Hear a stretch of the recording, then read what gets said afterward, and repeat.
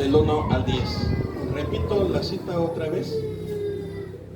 Evangelio según Mateo, capítulo 21, versículos del 1 al 10.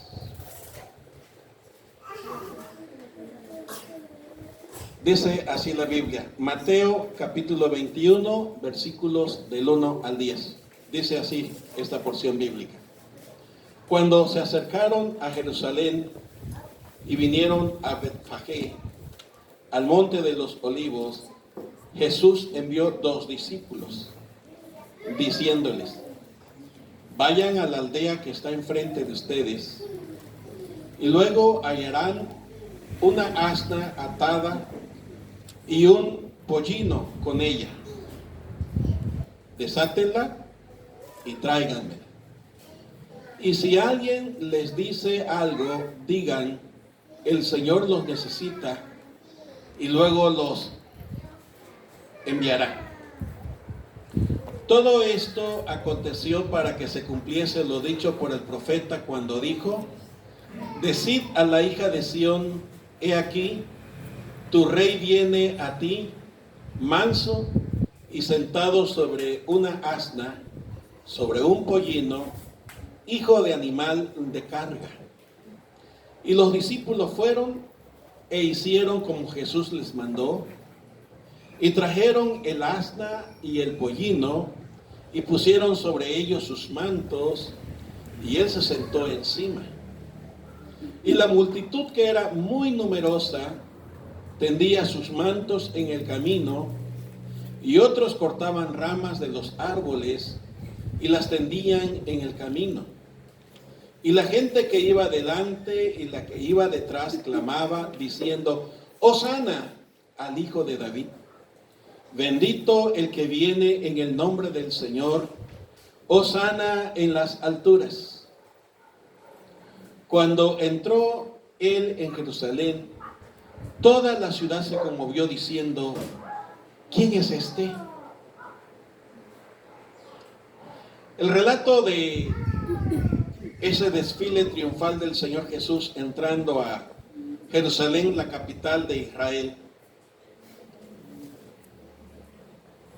es mencionada por Marcos, Lucas y Juan. Los 4 escritores del Evangelio, porque como he dicho, Evangelio solamente hay uno, pero estos 4 escritores, Mateo, Marcos, Lucas y Juan, lo enfocan de diferentes perspectivas. Por eso, en algunos relatos hay algunos detalles que en otros no se encuentran. Dicen los escépticos, es decir, los que no creen que la Biblia es la palabra de Dios, la Biblia se contradice.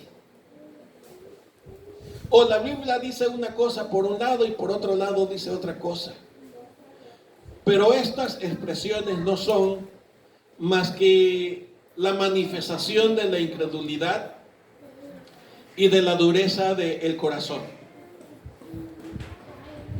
Pretendo en esta mañana compartirles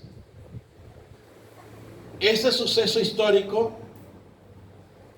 pero con implicaciones precisas y prontas para ustedes y para mí. He allí el título, un evento del ayer. Ese ayer fue de hace un poquito más de 2000 años. Algunos dicen que probablemente fue en el año 30 de nuestra era, otros dicen que probablemente en el año 33 de nuestra era. No vamos a discutir por 3 años de diferencia, ¿verdad? Lo importante es el evento, no la fecha en sí, sino el evento, el suceso.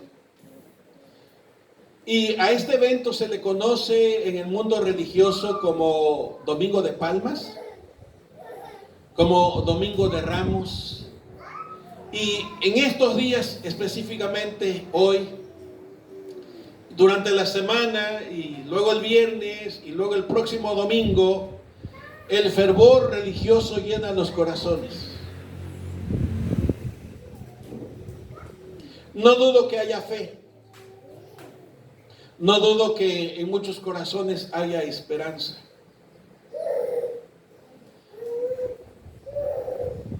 Y no dudo que todo mundo quiera cumplir religiosamente con las expresiones que su fe o su credo le demande. Pero ¿y después? Por el otro lado, sin caer en crítica, no soy nadie para juzgar ni criticar. Por el otro lado, el corazón endurecido, incrédulo, desinteresado en las cosas espirituales, no tiene tiempo para ir a recogerse en alguna congregación religiosa, sino el único tiempo del que dispone es ir a las vacaciones. Estaban diciendo, y como saben, yo veo noticias y leo noticias a diario, que estaban saliendo el viernes, estaban saliendo de la capital 5 automóviles por minuto, y solamente estaba entrando a la Ciudad de México 1. Esto obviamente porque el viernes fue el inicio de las vacaciones. Muchos empezaron a viajar, a visitar a la familia o a sus destinos de vacaciones. Los destinos favoritos de esos días es la playa.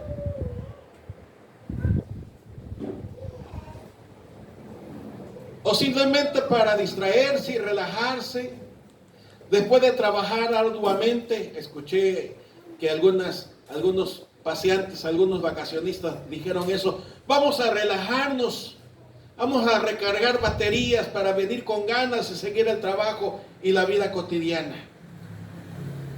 Así que en muchos corazones, aunque hay fervor, aunque hay devoción,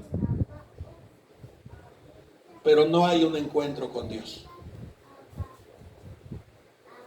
Y de este evento yo quiero compartirles sucesos instructivos para nuestra fe, para nuestra vida diaria.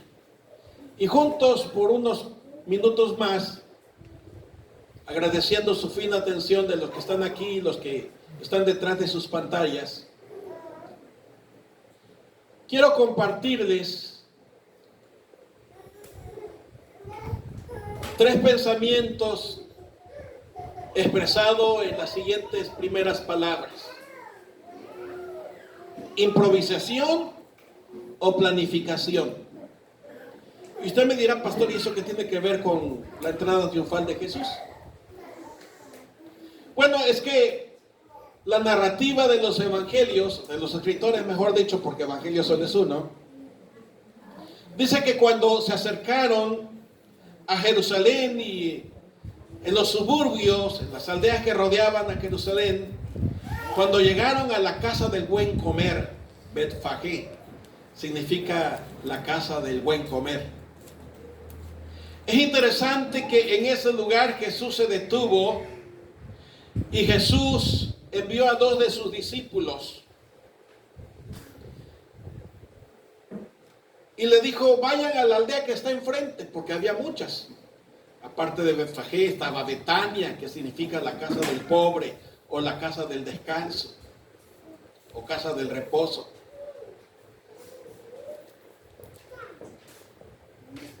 Y es que cuando digo de improvisación, es que pareciera que así hubiera sucedido, ¿no? Vienen caminando y de pronto llegan a los suburbios y pareciera que fue una puntada del Señor Jesús, ¿no? Pareciera que fue una ocurrencia. Hay personas religiosas, hay personas no religiosas, hay gobernantes que así llevan su rumbo, no solamente en su vida personal, sino en el caso de los gobernantes, también a lo que se les va ocurriendo en el momento. Ese es su tipo de persona. Cualquier parecido es mera coincidencia. No planifican y no saben qué hacer, y cuando le hacen una pregunta responden un montón de cosas menos la pregunta que le hicieron. Conocido inclusive pastores que improvisan, no se toman el tiempo para planificar lo que van a decir. He conocido maestros que improvisan sus clases, no las planifican, no las preparan. Y los que son estudiantes creo que pueden notar muy bien cuando sus maestros están improvisando. Ese es su estilo de vida. Quizás improvisar en un momento es bueno, pero llevar una vida improvisada no es bueno. Improvisación o planificación. ¿Saben qué? Fue bien planeado. Por eso les pedí que leyésemos la lectura del profeta Zacarías en el transcurso del culto. ¿Recuerdan cuántos años antes se dijo este suceso? Se lo dije en el transcurso del cuando leímos. ¿Cuántos años? 500 años. ¿Y cómo dice la lectura? Para que se cumpliera lo dicho del profeta. ¿Qué significa eso? Que estaba debidamente planeado. Porque Dios es un Dios de orden, hermanos. No es un Dios de caos. No es un Dios de improvisaciones. No es un Dios de puntadas. No es un gobernante de puntadas. Porque Dios es el gobernante supremo. Sí, porque todos los gobernantes del mundo de la Biblia dice que fueron establecidos por Dios. Aunque no nos caigan, hermanos. Aunque no los podamos ver ni en pintura. Llegaron ahí porque Dios permitió que llegaran a ese lugar de gobierno. Y lo hagan bien o lo hagan mal, le van a dar cuentas al supremo gobernante.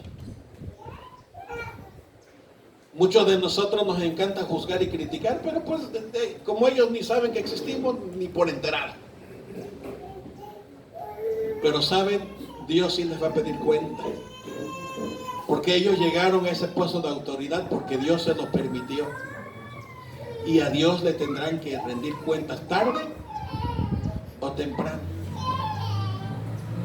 Y si estoy dilucidando este asunto de improvisación o planificación, es porque en una simple lectura pareciera ser que fue una puntada. Viene Jesús caminando con sus discípulos, llega a la entrada de Jerusalén, se da cuenta de que están en Betfagé, y enfrente está Betania, y de pronto les dice, hey, vayan a la otra aldea. Todo estaba bien planificado, bien ordenado. Y eso nos los enseña lo que dice el versículo 5 o el 4. Todo esto, ¿qué es esto? La caminata de Jesús, la orden de Jesús a sus discípulos, y los discípulos fueron e hicieron, etcétera, etcétera. Todo eso y todo lo que sucedió, dice, para que se cumpla lo dicho por el profeta cuando dijo, decid a la hija de Sión, he aquí tu rey viene a ti, manso y sentado sobre un asna, sobre un pollino, hijo de animal de carga.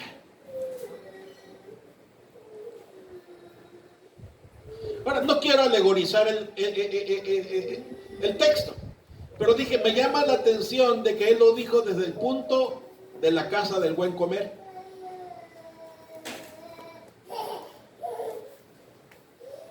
Con justa razón Jesús dijo en una ocasión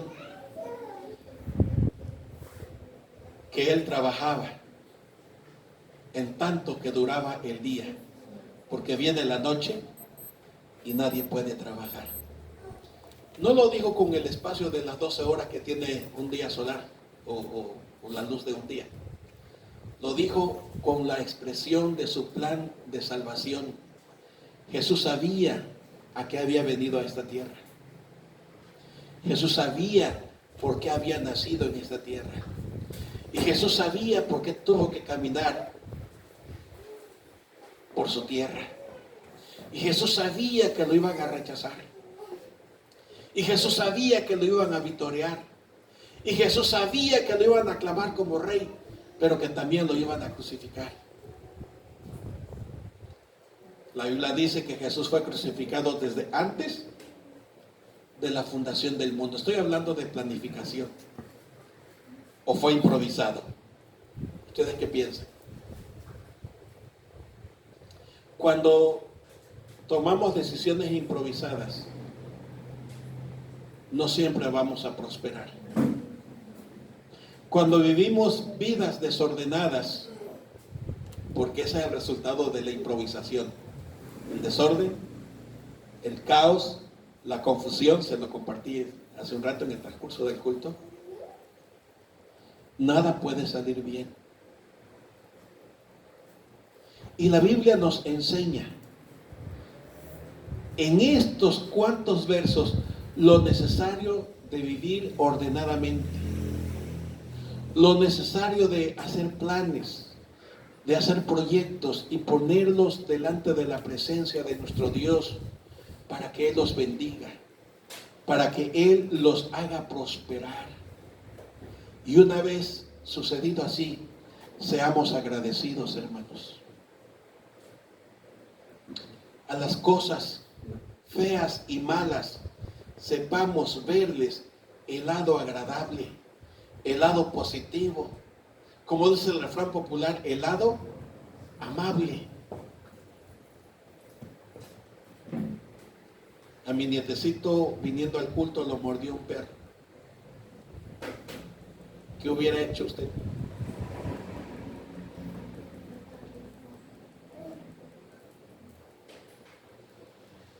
Si lleváramos una vida improvisada, nos hubiéramos metido en un problema con el vecino, que le hubiéramos reclamado airadamente al vecino. Si lleváramos una vida sin planificarla delante de Dios, nos hubiéramos peleado, lo más seguro, porque a quién le gusta que le reclamen.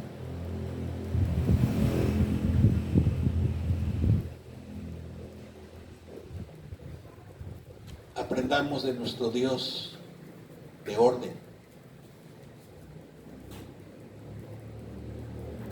de nuestro Dios de leyes, de nuestro Dios que es soberano,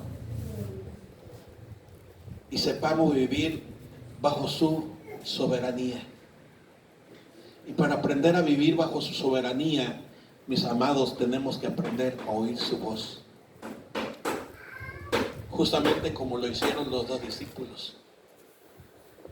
Dice el versículo 6, y los discípulos, ¿qué dice ahí? ¿Están leyendo? Mateo 21, 6, ¿qué dice? Y los discípulos fueron, ¿y qué más? E hicieron, fueron e hicieron como se les dio la gana, como se les ocurrió, improvisaron en el camino. Estos supieron someterse a la soberanía de Jesús. Estos supieron oír la voz instructiva del Señor Jesús. Estos abrieron su corazón para creer en lo que le ordenaban. No cuestionaron. No se pusieron a decir, pero exactamente a dónde está la casa. ¿Y en qué número es?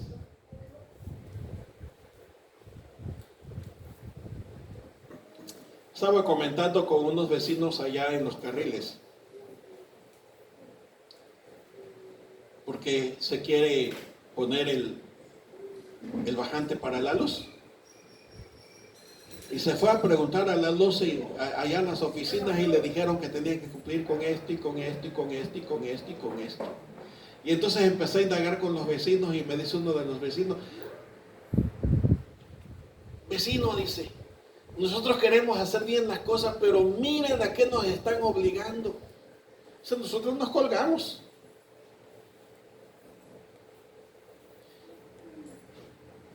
Vivimos en un mundo de improvisación. Vivimos en un mundo donde no se planifican las cosas. Vivimos en un mundo donde no se quieren respetar las autoridades. Y luego nosotros los creyentes no queremos oír la instrucción de Dios. No queremos obedecer la palabra de Dios. Luego, como creyentes, no nos interesa estar en la comunión con Dios.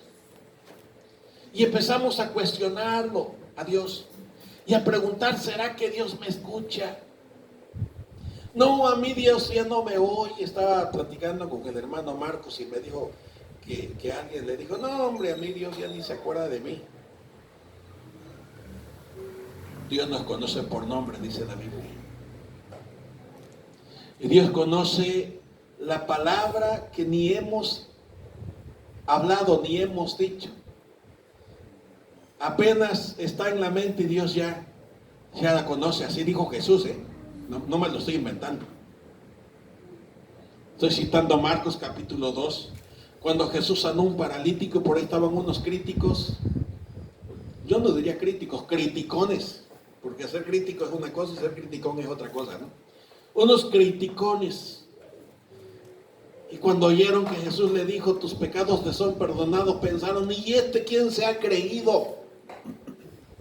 ¿Y este quién se piensa que es? Y dice la Biblia que Jesús sabía lo que estos estaban pensando en sus corazones. Y les dice, bueno, ¿por qué están pensando así? ¿Qué es más fácil decir? ¿Tus pecados te son perdonados? O toma tu lecho, levántate y anda. Y para que sepan que el Hijo del Hombre tiene poder para perdonar pecados, a ti te digo, le dijo al paralítico, toma tu lecho, levántate y anda. Y los que han leído Marcos 2, ¿se acuerdan qué pasó? El paralítico se levantó.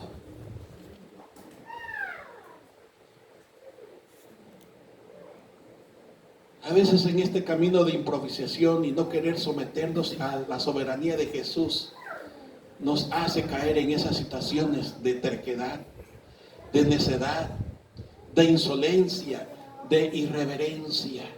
Estos discípulos, ¿qué nos dice ese texto, hermanos? Fueron, ¿y qué más? E hicieron, pero ¿qué es lo que hicieron? Lo que Jesús les mandó.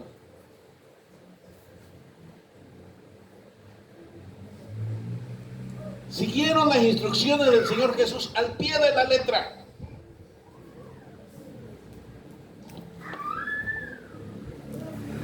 Nuestro presidente de la República pide obediencia ciega. ¿Se acuerdan que se ha dicho?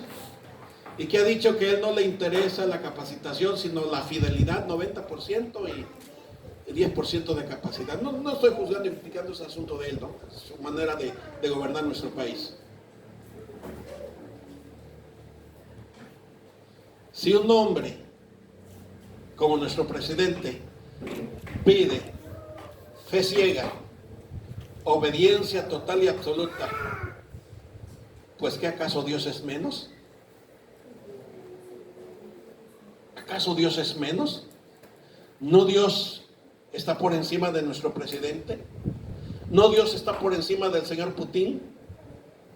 ¿No Dios está por encima del señor Maduro, del señor Ortega? Estoy mencionando a estos gobernantes que se impusieron autoritariamente en sus países y ellos son las leyes y ellos es la autoridad, son los de la última palabra. Y si estos exigen a sus pueblos obediencia total, ¿que Dios no lo merece entonces? ¿Que no Dios es mayor? ¿Que no Dios es creador? ¿Que no es el Rey de Reyes y Señor de Señores? ¿Por qué usted y yo como creyentes decimos que tenemos mucha fe, pero no nos interesa lo que Él dice en su palabra? ¿No queremos obedecerlo? ¿Qué valor tiene la religiosidad de estos días cuando el corazón no se doblega ante el Rey de Reyes y Señor de Señores? ¿Qué valor tiene la devoción de estos días donde se peregrina? E insisto, no estoy juzgando a los peregrinos, pero ¿qué valor tiene cuando se hace penitencia y votos en estos días que no se van a cumplir jamás? Que son sencillamente palabras al aire, sin ninguna entrega, sin un ápice de respeto, solamente llenando la religiosidad del corazón, religiosidad propia de estos días, que casi se está perdiendo también ya, ¿no es cierto? Miren la enseñanza, hermanos. Primero Jesús nos enseña lo ordenado que es Dios. No hace las cosas al tanteo, no hace las cosas de improvisación, las hace calculada y sabiamente, y diría planificadamente, porque la muerte de Jesús no fue la ejecución del imperio romano sobre un judío, ni fue el deseo asesino de los sacerdotes y religiosos de su época. Fue la ofrenda que exigía la justicia divina ofendida. Fue el Cordero de Dios que quita los pecados del mundo. Por eso se lee en la Biblia que Jesús fue crucificado desde antes de la fundación del mundo, porque así era el plan de Dios. Miren lo que nos enseñan los discípulos. Fueron e hicieron exactamente lo que Jesús les indicó. Y si alguien les reclamaba al tomar a la burrita con su hijito, ¿cómo se llama? El pollino, que es un burro de 1 año. Jesús se montó en el pollino, en el burro que nadie había montado. Si alguien reclamaba por qué lo estaban desatando y por qué se lo estaban llevando, ¿qué es lo que tenían que decir? El Señor lo necesita. Él como creador puede disponer de todos como Él quiera. Él como el dueño absoluto del universo puede hacer lo que se le dé la gana. Sin embargo, vemos a un Dios muy ordenado, muy sapiente, muy planificador, que sabe lo que hace y que sabe lo que quiere. No trabaja a puntadas ni a través de improvisaciones. Vemos a unos discípulos, a unos seguidores oyendo fielmente las instrucciones y haciendo fielmente las instrucciones y ejecutando fielmente lo que se les encomendó. Y paso a la última parte. Jesús entra, ¿y qué sucede con el gentío? ¿Qué sucede con la multitud que lo espera? Y que se van uniendo familias completas y los vecinos y se van sumiendo los habitantes de Jerusalén y van haciendo, ¿cómo se dice cuando se hace la valla? Gracias. ¿Qué hace la gente? Dice que corta ramos de los olivos, precisamente, ¿verdad? El fruto da fruto que se llama aceituna, que da aceite. De primera necesidad en aquella época.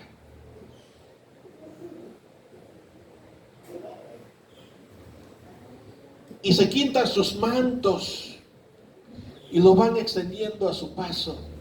¿Y qué gritaba la gente? Hosana, bendito el que viene en el nombre del Señor. Bendito el Hijo de David. Y yo pienso entonces, ¿emoción o convicción?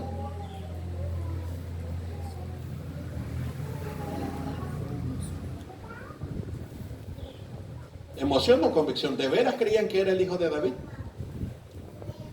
¿De veras creían que era el Mesías esperado? ¿Estaban convencidos en sus corazones que era el personaje del que hablaban las escrituras del Antiguo Testamento? ¿O eran ignorantes? No, ignorantes no eran, porque a ellos se les decían las escrituras.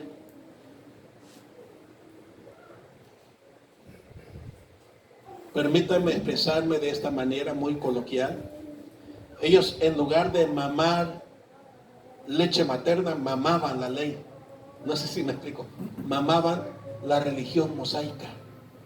Mamaban la ley de los judíos.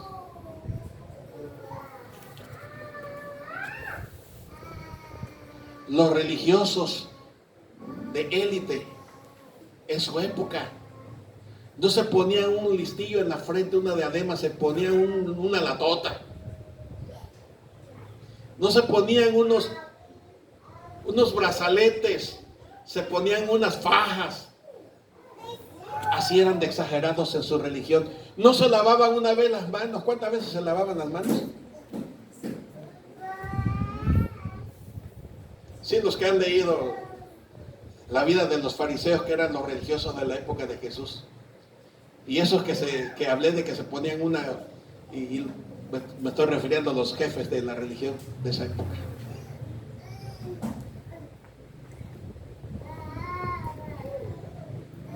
Si no eran ignorantes, ¿qué eran entonces? Incrédulos, necios.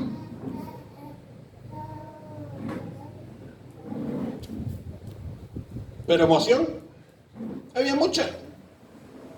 Hoy la gente grita dentro de nuestros cultos, no me estoy refiriendo a usted que grita igual los niños, y decreta, y pide milagros, y señales, y prodigios, y hay otros por allí, disfrazados de pastores, que luego se sacan su saco y empiezan a darle vueltas, y ahí les va la bendición, y se cae la gente. Emoción. Y que el fuego. Yo no estoy diciendo que no haya fuego de Dios, Yo no estoy diciendo que no haya milagros. Por supuesto que hay. Lo que estoy diciendo es que hoy muchos religiosos de élite también abusan de la ignorancia del pueblo. Abusan de la buena disposición de la gente. Y mucha gente seducida y abusada, no abusada de ser listo, sino pisoteada, porque no leen la Biblia. Y si la leen, no la creen. Porque esta misma gente que victorió a Jesús, esta misma gente que puso sus mantos para que Él pasara 4 o 5 días después, de domingo a viernes, ¿cuántos días hay? 5. Era la misma gente que decía, crucifícale, crucifícale. Y cuando por ahí Pilato, el representante del gobierno romano, dijo, pues yo no miro ninguna cosa mala en este hombre. Si lo sueltas eres enemigo de César. Y pues Pilato se lavó las manos, como todos bien sabemos, ¿verdad? Tuvo miedo. Iba de por medio su cabecita. Y dijo, bueno, yo soy inocente, hagan lo que quieran.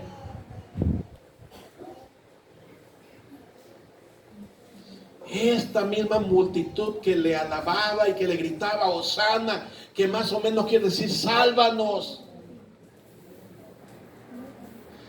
Traducido en nuestro español sería viva. ¿No?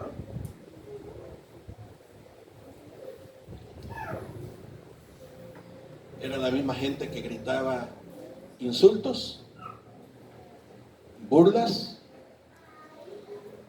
desprecios, iras, maldiciones, porque así sucedió. Sí hubo mucha emoción unos días antes, pero como no había convicción de quién era Jesús. Es más, termino con ustedes o esta sencilla plática de un suceso del ayer con implicaciones instructivas para nosotros hoy. ¿Cómo termina la lectura? ¿Qué dijo esa misma multitud? ¿Y quién es este? ¿Qué revela esa pregunta? ¿Quién es este? Que no sabían quién era Jesús. Pero sabe, dije que iba a terminar. Usted y yo sí sabemos quién es Jesús. Y no podemos seguir llevando una vida desordenada. Viviéndola y se va a ver qué sale. Tenemos que oír las instrucciones precisas, claras y contundentes de las Sagradas Escrituras. Está bueno que cantamos con mucho ánimo, con mucho espíritu. Algunos nos descuadramos, otros nos desafinamos. Pero tenemos que saber qué cantamos y para quién cantamos. Porque la iglesia no es un concurso de canto, ni de entonación, ni de conocimiento musical. Si se aprende, qué bueno. Gracias a Dios por los talentos, por los dones. Pero la iglesia somos el cuerpo de Cristo, los redimidos por la sangre de Jesucristo. Vivamos como redimidos entonces. Vivamos como hijos de Dios entonces. Vivamos como gente, no que se emociona tanto y que decida emocionalmente, sino gente que tiene convicción, que está segura en quién ha creído, como dijo el apóstol Pablo: yo sé en quién he creído y sé que es poderoso para guardar mi depósito para aquel día. Estamos iniciando estos días santos. De verdad, hay un recogimiento espiritual en su corazón. Eso solo usted lo decide, y el único que lo sabe es nuestro Dios. Muchas bendiciones. Que la palabra nos motive a ser discípulos que oyen, que hacen y que obedecen las instrucciones del Señor, y que no solamente gritan de júbilo sin saber por qué se grita. Dios les bendiga. Seamos edificados en la fe de nuestro Señor. Amén.